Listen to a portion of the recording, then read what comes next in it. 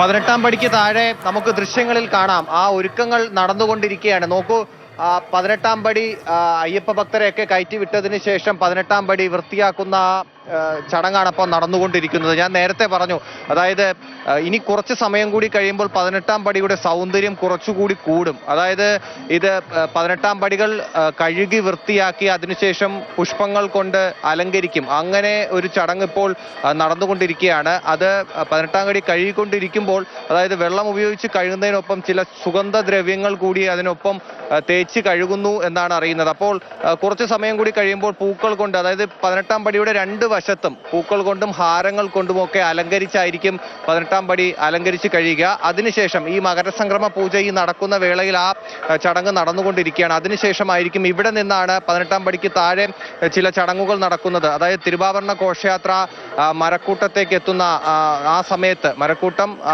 ശരംകുത്തി ആ ഭാഗത്തേക്ക് എത്തുന്ന ആ സമയത്ത് തിരുവാഭരണ ഘോഷയാത്രയെ സ്വീകരിക്കാൻ സന്നിധാനത്ത് നിന്ന് ആളുകൾ പുറപ്പെടും. അത് ഇവിടെ 18-ാം പടിക്ക് താഴെ നിന്നാണ് ആ ആളുകൾ ഇവിടെ നിന്ന് അയ്യപ്പനോട് അനുഗ്രഹം വാങ്ങി, അനുവാദം വാങ്ങി പുറപ്പെടുന്നത്. ആ ഒരു ചടങ്ങ് കുറച്ചുകൂടി കഴിയുമ്പോൾ, ഒരു 5-6 മണി ആ സമയത്ത് നമുക്ക് ഇവിടെ നിന്ന് കാണാൻ കഴിയും. അതിന് മുന്നോടിയായി നടക്കുന്ന, ഇനിയിപ്പോൾ അയ്യപ്പ ഭക്തരെ ആരെയും തന്നെ 18-ാം പടിയിലേക്ക് കയറ്റിവിടില്ല. ഈ മകരസംക്രമ പൂജ കഴിഞ്ഞതിന് ശേഷം തിരുവാഭരണ ഘോഷയാത്ര എത്തി തിരുവാഭരണം ചാർത്തിയുള്ള ദീപാരാധനയും കഴിഞ്ഞ് മകരജ്യോതിയും കഴിഞ്ഞതിന് ശേഷം മാത്രമേ അയ്യപ്പ ഭക്തരെ ഇനിയിപ്പോൾ ഇരുമുടിക്കെട്ടുമായി ഈ 18-ാം പടി കയറ്റി സന്നിധാനത്തേക്ക് വിടുകയുള്ളൂ.